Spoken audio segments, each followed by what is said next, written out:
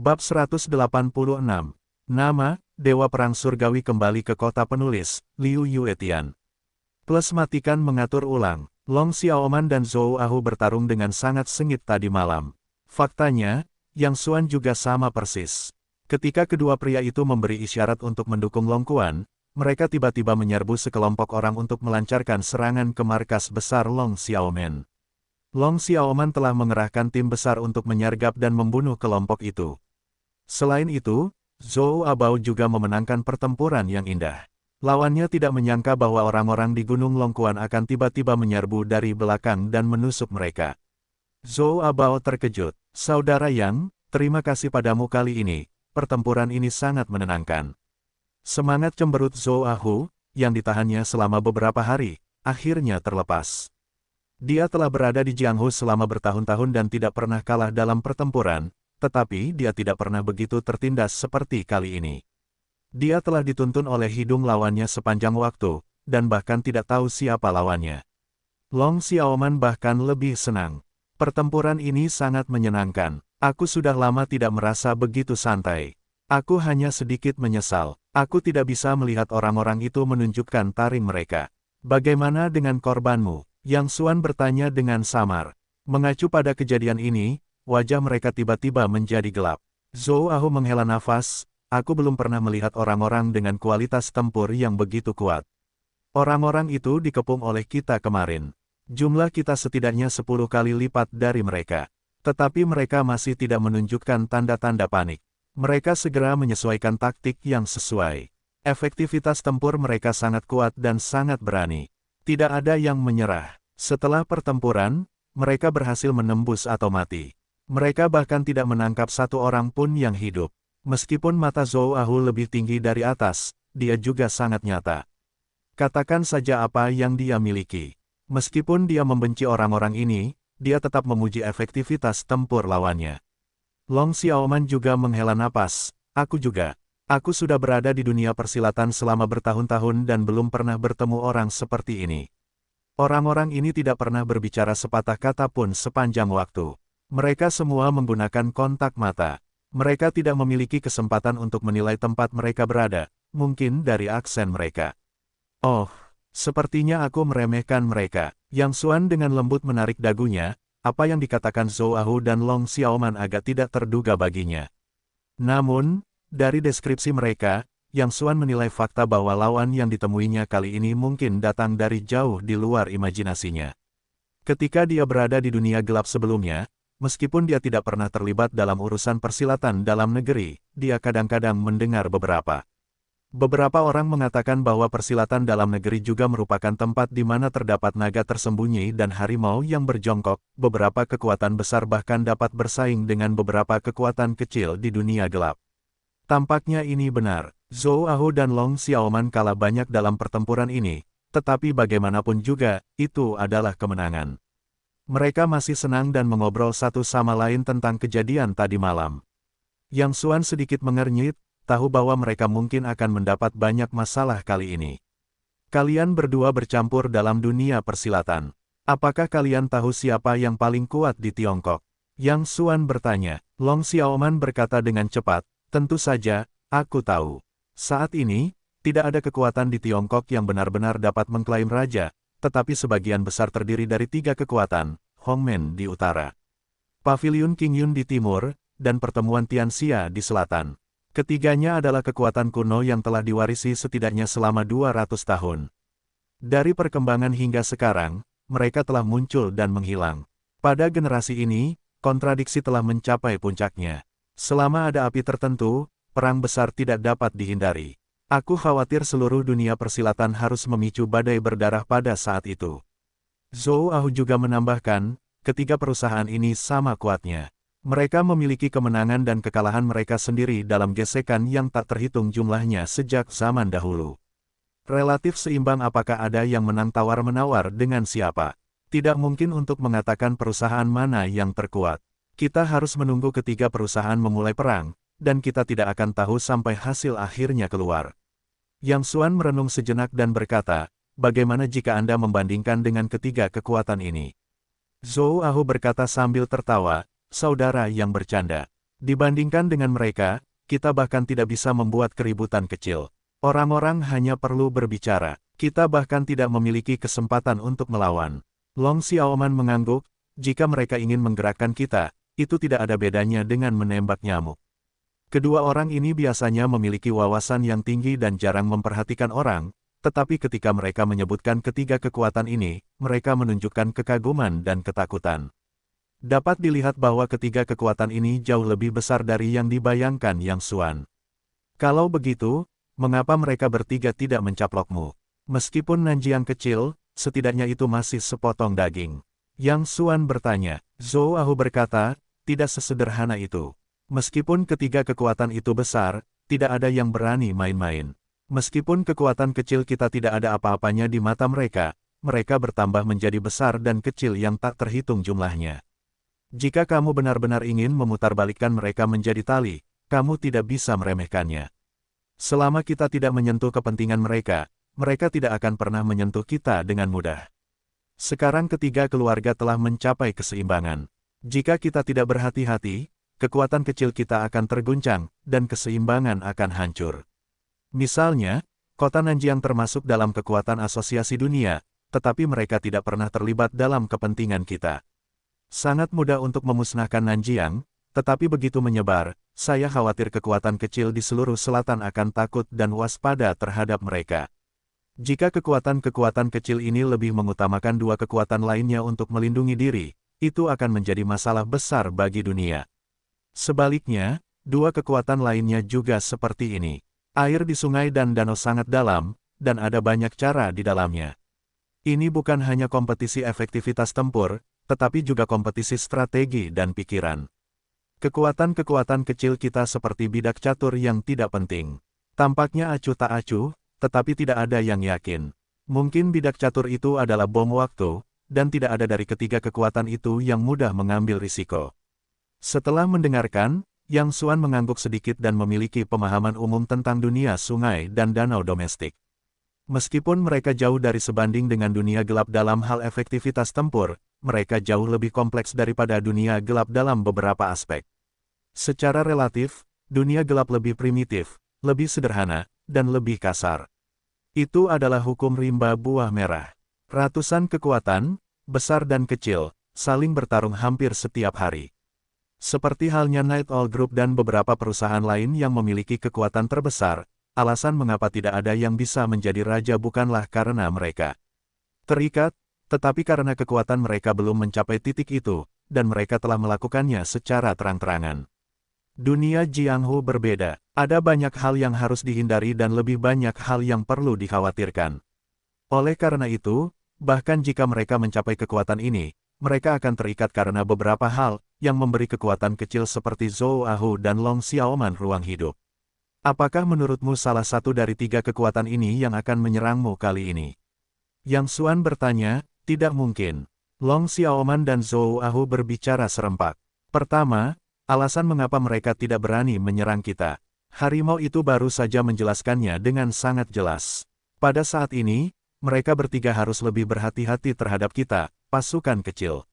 Mereka tidak akan pernah melakukan kesalahan bodoh seperti itu. Kedua, tidak peduli kekuatan mana dari ketiga kekuatan itu, jika mereka benar-benar ingin menggerakkan kita, kita mungkin tidak bisa bernapas sekarang. Ketiga, Zhou Ahu akhirnya berkata, kita termasuk dalam jangkauan kekuatan klub dunia, jadi Hongmen di utara dan Pavilion King Yun di timur dapat dikecualikan, dan klub dunia bahkan lebih mustahil. Pada saat ini, mereka telah melakukan banyak gerakan untuk menyenangkan kita agar dapat memenangkan hati orang-orang dan mencegah kita berkolusi dengan dunia luar. Yang Xuan menarik napas dalam-dalam. Sebenarnya, apa yang dikatakan Zhou Ahu bukanlah sesuatu yang tidak terduga. Dalam situasi ini, dengan cara apapun, ketiga kekuatan ini sama sekali tidak memiliki kemungkinan untuk menyerang pasukan rambut lembu seperti Zhou Ahu dan Long Xiaoman.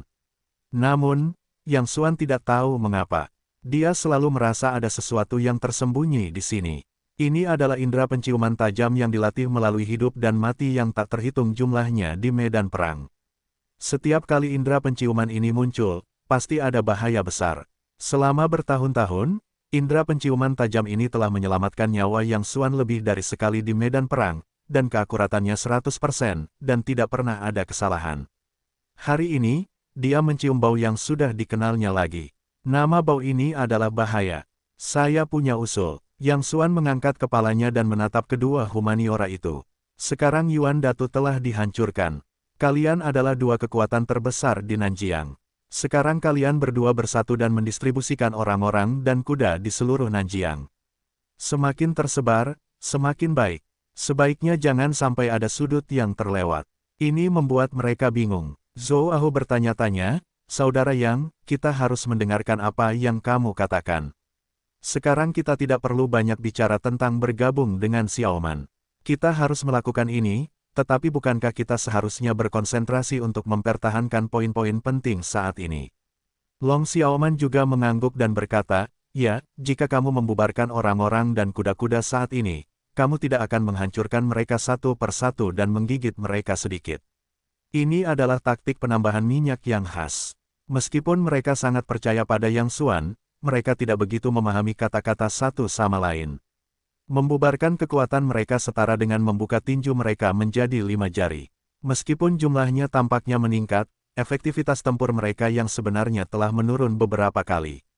Dengan pikiran Yang Xuan, bagaimana mereka bisa membuat kesalahan seperti itu? Yang Xuan menghela nafas, "Saya tidak tahu alasan spesifiknya. Saya hanya berpikir itu harus dilakukan, tetapi saya tidak sepenuhnya yakin. Jadi saya katakan saja bahwa ini hanya saran yang saya berikan kepada kalian berdua. Kalian harus memperhatikan cara melakukannya." Setelah itu, dia menarik napas panjang dan berjalan menuju pintu tanpa menoleh ke belakang. "Mengapa menurutku saudara yang tidak melihat dengan benar tadi?" Zhou Ahu melihat ke arah Yang Xuan pergi dan bertanya-tanya. Long Xiaoman mengerutkan kening dengan lembut, "Aku juga merasa belum pernah melihatnya seperti ini, tetapi dia seperti ini. Orang tidak dapat mengetahuinya selamanya." "Apa selanjutnya?" tanya Zhou Ahu. Long Xiaoman menarik napas dalam-dalam. "Lakukan saja apa yang dia katakan. Meskipun aku tidak tahu mengapa, aku selalu berpikir mendengarkannya adalah pilihan terbaik saat ini." Zhou Ahu menggertakkan giginya dan mengambil keputusan. "Baiklah, mari kita lakukan. Seperti kamu, aku yakin dia pasti benar." Mereka dengan cepat menyebarkan perintah dan menyebarkan semua orang dan kuda di setiap sudut Nanjiang. Selama beberapa hari berturut-turut, mereka hampir tidak makan atau tidur dengan baik. Mereka khawatir sepanjang hari. Jika lawan mereka bertindak saat ini, mereka bahkan tidak memiliki kesempatan untuk melawan.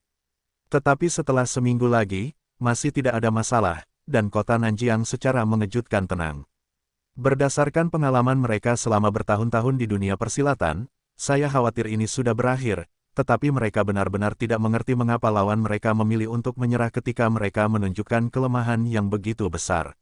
"Benar sekali, taruh saja hatimu di perutmu. Setidaknya untuk sementara, kamu akan sangat aman." Ketika Yang Xuan menerima telepon dari Long Xiaoman, dia juga menghela napas lega. Tampaknya intuisinya tidak membiarkannya kalah dan terus mempertahankan akurasi 100%. "Tetapi bisakah kamu memberitahuku mengapa?" Long Xiaoman bingung. Yang Xuan tersenyum. "Aku tidak bisa menjelaskan ini untuk sementara waktu. Bagaimanapun, kamu akan menaruh hatimu di perutmu saat ini. Selain itu, kamu harus ingat bahwa keamanan sekarang tidak berarti keamanan selamanya. Dalam waktu dekat, kamu mungkin menghadapi krisis yang belum pernah terjadi sebelumnya kapan saja. Jadi kamu tidak boleh bersantai sekarang. Kamu dapat memperoleh lebih sedikit uang selama periode ini dan fokus pada pelatihan. Jika aku mengatakan sesuatu yang buruk, anak buahmu adalah gerombolan. Tidak apa-apa untuk membuat keributan kecil. Mereka akan rentan ketika mereka benar-benar menghadapi musuh yang kuat." "Latihan?" Long Xiaoman bertanya-tanya, "Metode pelatihan seperti apa?" "Baiklah, pertama-tama." Yang Xuan tertegun ketika baru setengah jalan menyampaikan pidatonya. Dia menertawakan dirinya sendiri. Dia lupa bahwa Long Xiaoman dan yang lainnya hanyalah orang biasa dan tidak tahu apa-apa tentang ini.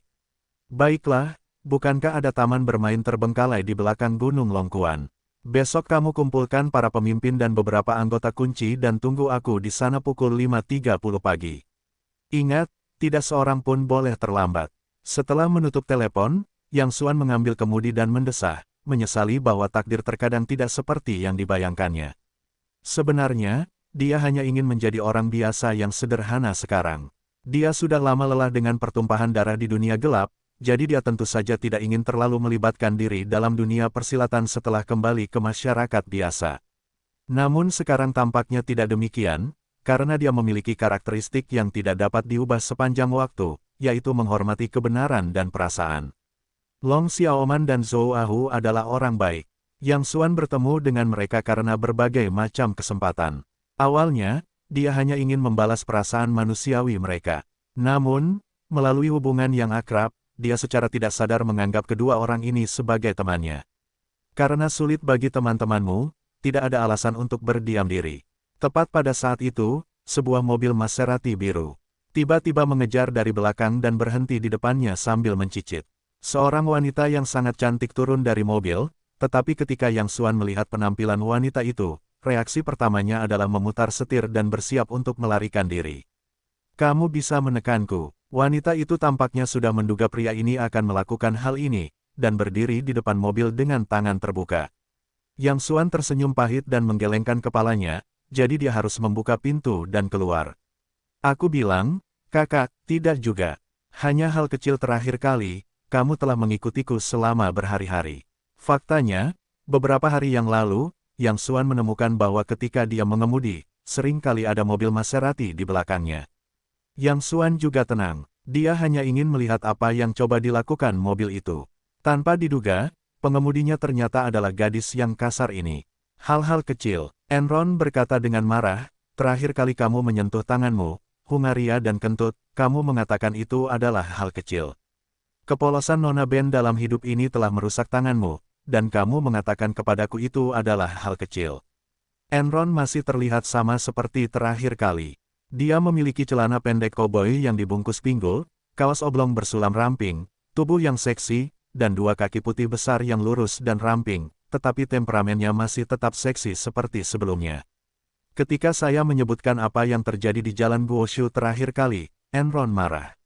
Dia begitu besar sehingga dia bahkan tidak membiarkan seorang anak laki-laki asing menyentuh tangannya, tetapi dia dimanfaatkan oleh rutinitas pria ini. Apa yang kau inginkan, atau aku akan membiarkanmu menyentuhnya kembali. Yang Xuan berkata dengan senyum jahat bahwa dia sangat terkesan dengan kecantikan celana pendek itu. Ketika dia melihatnya, dia merasa ingin bermain dengan baik. Aku menyentuhmu kepala besar. Enron menghela napas dengan marah. Jika dia tidak gagal mengalahkan pria ini, dia akan meminta seseorang untuk menghancurkan hooligan bau itu. Aku tidak peduli. Jika kau memanfaatkanku, kau harus berjanji padaku satu hal. Enron menghela napas. Yang Xuan mengangkat bahu dan berkata, ada apa? Tapi pertama-tama, aku punya istri. Aku tidak bisa melakukan hal yang tidak bermoral seperti itu kecuali kau memberiku uang untuk membuka rumah. Aku akan membuatmu kepala besar. Enron sangat marah sehingga dia hampir meledak. Dia menindas orang lain sepanjang waktu, tetapi dia selalu menderita kerugian di depan pria ini setiap saat. Dia tidak bisa mendapatkan yang murah. Sama sepertimu, aku tidak menjagamu dengan baik. Bahkan jika semua pria di dunia mati, Nona Ben tidak akan menyukaimu. Bagaimanapun, jika kau memanfaatkanku, kau harus melakukan apa yang kukatakan, atau aku akan melapor ke petugas dan mengatakan kau meniduriku. Yang Xuan tidak punya pilihan selain berkata, ada apa? Enron menoleh ke satu sisi dan tampak sangat enggan. Pergi ke rumahku dan kakekku ingin bertemu denganmu. Yang Xuan tercengang. Ada apa? Kakekmu ingin bertemu denganku. Setelah mengatakan itu, dia tampak bersalah. Sudah kubilang, saudari, aku pria yang sudah menikah. Meskipun aku lebih berpikiran terbuka dan menerima beberapa perasaan tulus di luar, kita harus menyelinap. Bagaimana kita bisa bertemu orang tua kita? Aku melihatmu hantu kepala besar, dasar bajingan bau. Apa yang kau pikirkan sepanjang hari? Enron sangat marah sehingga dia merasa bahwa orang ini bukan hanya bajingan besar, tetapi juga bajingan yang sangat tidak tahu malu. Selingkuh ya selingkuh. Ini pertama kalinya aku mendengar seseorang menggambarkan perselingkuhan dengan begitu segar dan halus, dan memiliki perasaan yang tulus. Apakah orang yang tidak tahu malu seperti itu juga layak untuk mengatakan kata-kata ini? Tidak tahu malu pergi ke rumah nenek. Pokoknya, hanya satu kata, kamu kembali bersamaku untuk menemui kakekku sekarang. Enron menahan amarahnya. Jika bukan karena nasihat kakek, dia akan merasa mual bahkan melihat bajingan ini. Dia ingin menjauh, semakin jauh semakin baik. Tidak, Yang Xuan menggelengkan kepalanya seperti mainan kerincingan. Beberapa hari yang lalu, dia hampir menyebabkan bencana besar karena tali kepala. Sekarang dia tidak ingin membuat masalah lagi. Jika menantu perempuannya tahu bahwa dia akan menemui orang tua wanita lain di luar, dia tidak perlu mengulitinya hidup-hidup. Kamu harus pergi jika tidak. Enron memegang dadanya dan berteriak dengan marah, jika kamu tidak berani pergi, kamu tidak ingin pergi hari ini. Yang Xuan sedikit tertegun, lalu menyipitkan matanya, dengan sedikit ketidakpedulian dalam kata-katanya, jika aku ingin pergi, apakah menurutmu kau bisa menghentikanku? Kau, Enron sangat marah hingga menghentakkan kakinya. Meskipun dia tidak tahu seberapa kuat pria itu, dia hanya mendengar apa yang dikatakan kakek tentang Jianzun. Bagaimanapun, itu berarti sangat kuat. Jika pihak lain bersikeras untuk pergi, dia tidak bisa menghentikannya. Namun kali ini, kakek memberinya perintah mati. Dia harus mengundang bajingan itu untuk tinggal di rumah. Dia juga mengatakan bahwa ini adalah keinginannya seumur hidup. Meskipun Enron biasanya sombong dan mendominasi, dia menghormati kakek dan ingin membantu kakek memenuhi keinginannya. Memikirkan hal ini, Enron tiba-tiba mengambil keputusan dan menatap Yang Xuan dengan tatapan yang sangat kesal. Apa yang kau inginkan? Ketika Yang Xuan melihat tatapan ini di matanya, firasat buruk muncul di hatinya. Akhirnya, apakah kau ingin kembali bersamaku? Enron menggertakkan giginya. Tidak, Yang Xuanjian memutuskan untuk menjawab. Baiklah, tunggu aku. Enron tiba-tiba berjalan ke tengah jalan, mencengkeram kerah bajunya dengan tangannya, menggertakkan giginya, tiba-tiba mendesis dan merobek kausnya, memperlihatkan kurang dari setengah celana dalamnya. Hei, apa yang kau inginkan? Yang Xuan terkejut. Dia tidak pernah menyangka bahwa gadis itu akan melakukan tindakan ini. Enron mengabaikannya, menunjuk Yang Xuan dan berteriak, "Ayo, main hooligan, seseorang kije aku, ayo." Meskipun ini adalah jalan lingkar di sini, tidak sesejahtera daerah perkotaan, tetapi itu tidak berarti tidak ada kendaraan yang lewat. Penampilan Enron sendiri sangat menarik. Dengan suara seperti itu, suara rem yang berderit tiba-tiba naik dan turun di jalan. Siapa bajingan itu? Tangkap dia, jangan khawatir, cantik, aku di sini. Sial, tangkap bajingan itu. Lebih dari selusin pria melompat turun dari 7 atau 8 mobil, dan segera mengepung Yang Xuan. Satu persatu, mereka menunjuk Yang Xuan dengan marah dan bergegas maju untuk membantu Enron merapikan pakaiannya yang robek. Tampaknya mereka adalah sekelompok pria sejati yang memiliki keadilan. Yang Xuan ingin menangis tanpa air mata. Kakak perempuan, aku salah. Aku darimu, tidak bisakah? Enron menarik pakaian yang robek dan berkata dengan bangga, masuk ke mobil dan ikuti pantat ibuku. Seorang pria sejati saling memandang. Enron membuka pintu dan tidak lupa berbalik dan tersenyum pada para pria, ini suamiku. Setelah tertawa bersamanya, ini terlalu banyak, apakah kamu tahu berapa banyak waktu yang telah kamu tunda seperti ini? Sekelompok orang segera berteriak dengan marah. Enron tersenyum, tetapi matamu menikmatinya. Lain kali kamu memiliki kesempatan untuk memanjakan matamu, selamat tinggal. Kedua mobil itu pergi satu demi satu, meninggalkan kerumunan pria bodoh yang berantakan tertiup angin.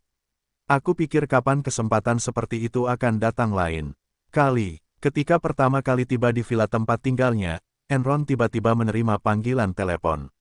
Wajahnya berubah drastis dan bergegas ke Yang Xuan, masuklah sendiri. Temanku mengalami kecelakaan. Aku harus membantu pasar. Setelah itu, dia pergi dengan mobil Maserati. Yang Xuan berdiri di tempat dan tertegun. Dia hanya ingin berbalik dan pergi, tetapi dia mendengar suara tua di dalam, masuklah, pintunya tidak terkunci. Yang Xuan berpikir sejenak, pokoknya, tidak ada yang bisa dilakukan hari ini. Lebih baik pergi dulu dan melihat apa yang terjadi. Kalau tidak, gadis kasar itu tahu dia telah pergi, dan dia pasti akan mendapat masalah nanti. Halamannya sangat luas, dengan bebatuan, air mancur, dan paviliun. Seorang lelaki tua berpakaian preman sedang membangun beberapa rak bunga di taman dengan kepala tertunduk. Kemarilah dan bantu aku. Lelaki tua itu menatap Yang Xuan dan berkata sambil tersenyum, aku tidak menyangka kamu masih sangat muda. Tidak mudah bagi orang muda untuk menjadi tukang kebun akhir-akhir ini. Aku akan memberitahu bosmu nanti dan biarkan dia melatihmu dengan baik. Yang Xuan tertegun dan langsung senang. Pria tua itu menganggap dirinya sebagai tukang kebun yang dipanggil keluar. Yah, tukang kebun seharusnya menjadi tukang kebun. Hitunglah hari-harinya. Dia sudah lama tidak bermain dengan bunga-bunga ini. Selain menjadi juara dunia Hall, banyak orang tidak tahu bahwa Yang Xuan juga seorang penjual bunga papan atas. Dia memainkan seni bunga dengan sangat hebat. Terima kasih kepada wanita yang hampir membunuh Yang Xuan. Keahlian wanita itu dalam bermain bunga tak tertandingi di dunia. Seiring berjalannya waktu, Yang Xuan juga belajar darinya. Anak muda, kamu harus berhati-hati. Anggrek hijau keriting ini sangat rapuh. Mereka akan layu jika kamu mengabaikannya sedikit sebelum tumbuh. Orang tua itu menunjuk beberapa bibit hijau muda di bawah rak bunga dan memberikan penjelasan khusus. Anggrek hijau keriting. Yang Xuan mendengar nama itu, wajahnya sedikit membeku, dan pemandangan masa lalu muncul di depannya seperti slide. Pada awalnya, wanita yang paling dicintainya tetapi hampir membunuhnya pada akhirnya juga menyukai anggrek hijau lidah keriting. Saat itu, seluruh halaman penuh dengan tanaman ini. Sebelum musim berbunga, Anda bisa mencium aroma harum dari beberapa mil. Matanya tertuju pada bibit, tetapi Yang Xuan terkejut. Oh, lihat aku lupa memberitahumu. Melihat ekspresi Yang Xuan, lelaki tua itu mengira bahwa pihak lain belum pernah mendengar tentang tanaman ini dan berkata sambil tersenyum, ini disebut anggrek hijau lidah keriting. Ini adalah varietas anggrek yang sangat langka, apalagi Anda. Banyak pemain bunga profesional yang belum pernah mendengar tentang jenis bunga ini sepanjang hidup mereka. Jenis bunga ini tumbuh di tebing yang tidak dapat diakses. Setelah dipindahkan ke tanah, tingkat kelangsungan hidupnya sangat rendah, sehingga tidak disukai oleh pasar, karena hampir tidak ada yang dapat memindahkannya dengan sukses, dan popularitasnya jauh lebih sedikit. Saya membeli bibit ini dari toko bunga 6 bagian dengan harga tinggi. Mereka baru saja ditanam selama beberapa hari, tetapi untungnya, mereka tidak hanya tidak menunjukkan tanda-tanda layu, tetapi juga tumbuh sedikit. Orang tua itu dengan sabar menjelaskan pengetahuan tentang anggrek hijau lidah bergulir kepada Yang Xuan. Maaf, Tuan, saya akan menyela. Yang Xuan tidak tahan, tetapi dia tidak dapat menahan diri untuk berkata, Anda mungkin telah ditipu. Bibit-bibit ini sama sekali bukan anggrek hijau keriting. Lancang. Begitu dia selesai berbicara, seorang pria kekar di sebelahnya berteriak, Tuan An adalah seorang ahli bunga. Hanya karena Anda seorang anak bermulut kuning berani memberitahu kami apa yang harus dilakukan. Xiao Gang, jangan kasar. Orang tua itu memarahi dengan wajah datar dan tersenyum pada Yang Xuan. Maaf, dia pengawal saya. Dia sedikit tidak sabaran. Tolong jangan dimasukkan ke hati. Dengarkan apa yang baru saja Anda katakan. Apakah Anda tahu anggrek hijau lidah bergulir? Yang Xuan mengangguk dan berkata, saya tahu sedikit. Bagus, bagus. Orang tua itu berkata sambil tersenyum, saya tidak menyangka Anda tahu anggrek hijau lidah bergulir ketika Anda masih muda. Itu tidak mudah, tetapi Anda masih terlalu terburu-buru. Orang muda ingin menunjukkan diri mereka dengan tergesa-gesa. Ini wajar dan bisa dimengerti. Namun, kali ini Anda mungkin tidak terlihat. Anggrek hijau lidah keriting tidak sesederhana yang Anda pikirkan, tetapi saya ingin mendengarnya. Mengapa Anda mengatakan anggrek hijau lidah keriting ini palsu? Orang tua itu berkata sambil tersenyum, tetapi tidak ada ironi dalam nadanya. Dia hanya ingin memberi nasihat kepada pemuda itu. Yang Xuan menatap orang tua itu lagi. Baru saja pria itu memanggilnya Tuan An. Apakah dia kakek dari gadis sombong Enron? Saya pikir itu adalah jenis barang antik sombong dan mendominasi lainnya yang mengandalkan uangnya sendiri. Saya tidak menyangka bahwa orang tua itu sangat ramah. Baru saja Yang Xuan menganggapnya sebagai pelayan di sini. Orang tua, saya tidak berbicara omong kosong. Bibit ini benar-benar bukan anggrek hijau keriting. Yang Xuan dapat melihat bahwa Tuan An tidak mempercayainya, tetapi dia juga dapat melihat bahwa pihak lain tidak bermaksud mengejeknya. Dia dengan sabar berkata, alasan mengapa anggrek hijau keriting disebut dengan nama ini adalah karena ketika mekar, kelopak keriting akan muncul di sebelah benang sari, seperti lidah yang tergulung. Apa yang dikatakan lelaki tua tadi benar. Lidah biru ini benar-benar termasuk dalam kategori anggrek, tetapi tidak sepenuhnya benar, karena tanaman ini bermutasi dari anggrek kapan saja, tetapi parasitnya adalah jamur yang mirip dengan Cordyceps sinensis. Sebagian besar strukturnya sebagian besar bersifat parasit, jadi secara tegas, anggrek hijau yang bermutasi tidak lagi termasuk dalam kategori anggrek, tetapi keberadaannya terpisah, lebih condong ke kategori jamur. Sambil berbicara, Yang Xuan berjongkok, menunjuk ke daun bibit dan berkata, meskipun bibit ini terlihat seperti anggrek hijau keriting, mereka memiliki cacat besar, yaitu tanahnya.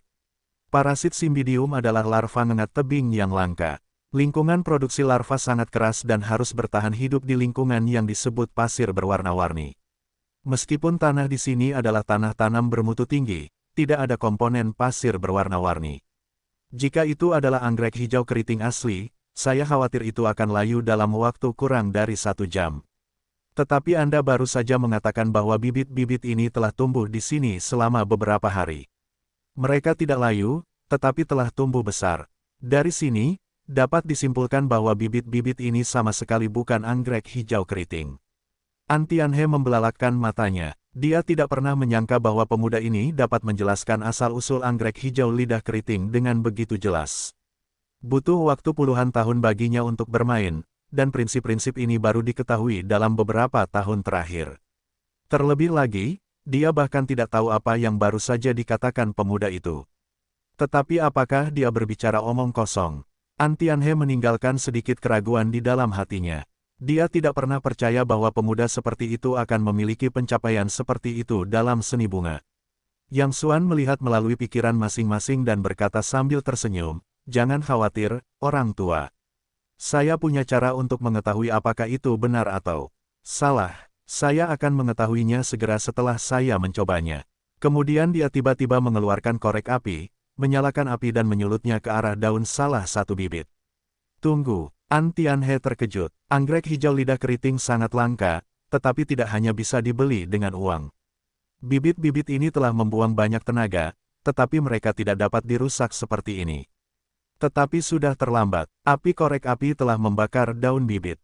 Lancang, pengawal di dekatnya berteriak dengan marah, tetapi pada saat ini, An Tianhe tiba-tiba mengangkat tangannya untuk saling menghentikan, dan kedua matanya menatap daun yang terbakar. Saya melihat daunnya, dari hijau muda menjadi hijau tua, lalu menjadi kuning hangus. Apakah ini benar atau salah? An Tianhe menatap dengan mata besar dan menjulurkan lidahnya. Ada lagi ciri anggrek biru yang paling besar, yaitu, setelah daunnya terbakar, daunnya tidak akan berubah menjadi kuning hangus seperti daun biasa, tetapi akan langsung berubah dari hijau muda menjadi ungu tua. Ciri ini bukanlah rahasia, tetapi anggrek hijau keriting sangat berharga. Tidak ada yang mau mencoba yang benar dan yang salah dengan cara ini. Tuan tua, sekarang Anda percaya. Yang Xuan menyingkirkan korek apinya dan berkata sambil tersenyum, dan meskipun itu anggrek hijau keriting asli, itu tidak seperti Anda.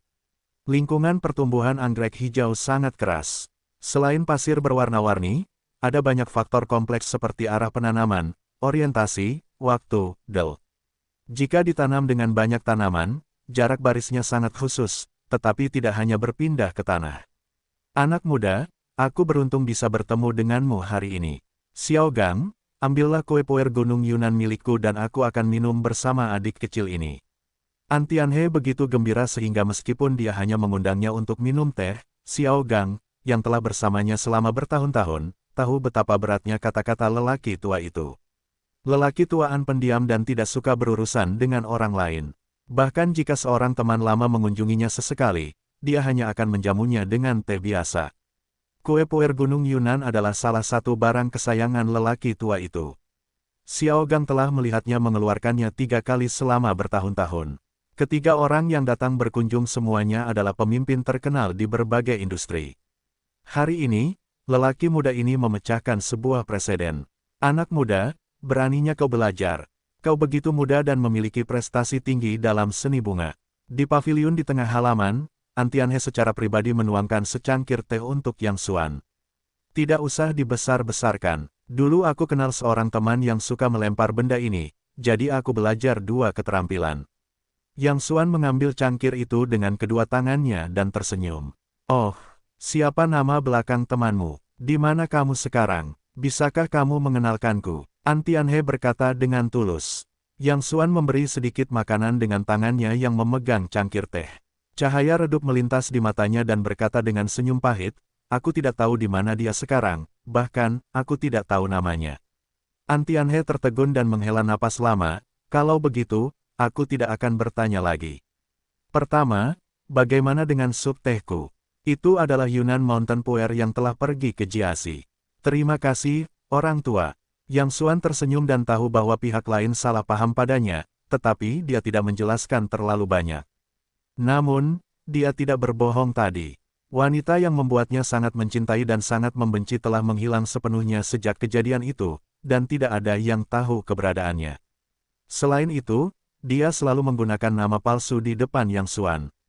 Mengenai nama aslinya, Yang Xuan benar-benar tidak tahu. Setiap kali memikirkan hal-hal ini, dia merasa marah dan semakin mencela diri sendiri serta sedih. Sup tehnya bening, warnanya lembut, dan harum di mulut. Angin sejuk bertiup, burung-burung berkicau, dan bunga-bunga harum. Orang tua dan muda mengobrol di pavilion. Mereka ada di seluruh dunia. Dari waktu ke waktu, ada tawa yang hangat. Adik kecil, aku tidak tahu apa-apa. Saat ini, An Tianhe telah mengubah namanya dari pemuda tadi menjadi adik kecil. Ini adalah dua konsep yang sama sekali berbeda. Tuan tua, tolong katakan. Yang Xuan memiliki kesan yang sangat baik tentang An Tianhe. Dia rendah hati, ramah, dan berpengetahuan luas. Sangat menyenangkan mengobrol dengannya. Hanya mengobrol denganmu, aku menemukan bahwa kamu tidak hanya pandai membuat bunga, tetapi juga berpengetahuan luas. Banyak pendapatmu yang berbeda dan baru. Karena kamu memiliki keterampilan seperti itu, kamu dapat menembus dunia dimanapun kamu berada. Mengapa kamu ingin menjadi tukang kebun biasa?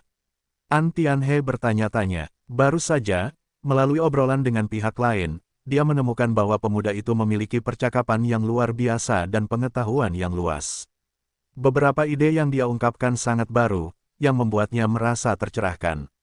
Jika dia tidak melihatnya dengan mata kepalanya sendiri, An Tianhe tidak akan pernah percaya bahwa ada orang muda yang luar biasa di dunia ini, dan dia sebenarnya adalah seorang tukang kebun kecil. Ini, Yang Xuan tidak bisa tertawa atau menangis, dan tidak tahu bagaimana menjawab pertanyaan ini, karena dia tidak mengatakan jenis tukang kebun seperti apa dia dari awal hingga akhir. Dia selalu memikirkannya. Adik laki-laki, aku punya permintaan yang tidak baik. An Tianhe tiba-tiba berkata, adik laki-lakiku adalah naga dan phoenix di antara manusia. Dengan toleransi dan wawasanmu, jika kamu mengukirnya, kamu akan membuat prestasi besar di masa depan. Terlalu keterlaluan untuk tunduk pada seorang tukang kebun kecil. Bagaimana dengan ini? Jika kamu tidak menyukainya, datanglah padaku sebagai asisten. Aku akan melatihmu dengan saksama. Jika kamu memiliki kemampuan, kamu dapat mewarisi bisnis keluargaku di masa depan. Begitu dia mengatakan ini, Yang Xuan hampir tidak menyemprotkan seteguk teh. Aku baru saja bertemu. Aku akan mewarisi harta keluargaku untuk diriku sendiri. Tidak, Tuan. Kami baru saja bertemu, dan tidak ada orang lain di keluargamu. Putra, putri atau apalah. Yang Xuan Lian bergegas. Oh, tidak ada salahnya, tidak ada salahnya. An Tianhe berkata sambil tersenyum, saya telah menjalani sebagian besar hidup saya. Saya tidak memiliki keterampilan lain, tetapi saya dapat membaca banyak orang. Meskipun saya baru saja bertemu dengan Anda, saya dapat melihat bahwa Anda sama sekali bukan orang yang bisa diremehkan. Jika Anda menemukan kesempatan, Anda pasti akan menjadi orang yang hebat di masa depan. Yang berharga adalah pikiran dan karakter Anda. Sekarang kebanyakan anak muda tidak sabaran. Hanya sedikit orang yang dapat melakukan ketenangan dan sikap acuh tak acuh seperti Anda. Mereka tidak rendah hati atau sombong, tenang, tulus tetapi tidak dibuat-buat. Sangatlah berharga untuk bersikap inklusif tetapi tidak terbuka. Saya telah mengembara sepanjang hidup saya. Saya dapat dianggap sebagai orang yang sukses di mata dunia. Saya juga sangat puas dalam segala hal, tetapi orang-orang tidak sejahtera. Saya memiliki seorang putra tunggal di bawah lutut saya, bernama An Ziqiang. Anda pasti pernah mendengar namanya. Dia adalah pewaris generasi yang menetap. Meskipun dia cerdas dan dapat menanggung kesulitan, dia terlalu bertele-tele dan kurang berani dalam beberapa hal. Aku akan meninggalkanmu bersamaku. Setelah mengukir selama 2 tahun, aku akan membiarkanmu bekerja di samping An Ziqiang. Ketika dia mencapai usiaku di masa depan, kamu akan menjadi pewaris yang akan menetap. Yang Xuan Lian buru-buru berkata, itu tidak akan berhasil. Aku bukan orang yang menetap. Bagaimana aku bisa? Oh, tidak apa-apa, tidak apa-apa. Antianhe menyela dan berkata sambil tersenyum, dengarkan aku. Nenek moyang kita tidak tahu kejahatan apa yang telah dilakukan, dan penduduknya tidak makmur. Entah bagaimana di generasiku ada seorang putra, tetapi di generasi An Ziqiang, hanya ada satu putri bernama Enron. Cucu perempuanku yang masih bayi sangat cerdas, tetapi dia terlalu suka pamer. Sama sekali tidak pantas baginya untuk mengelola bisnis keluarga yang begitu besar. Di masa depan, aku harap kalian berdua dapat bekerja dengan satu hati dan satu pikiran, terus mewarisi mantel rumahku, dan berharap kalian berdua dapat mendirikan cabang dan daun untukku dan memecahkan masalah orang miskin. Aku percaya kalian berdua. Maaf, Tuan, aku akan menyela. Yang Xuan berkeringat dingin. Apa yang dikatakan Tuan An adalah bahwa dia akan merekrut dirinya sendiri sebagai menantu dari rumah ke rumah.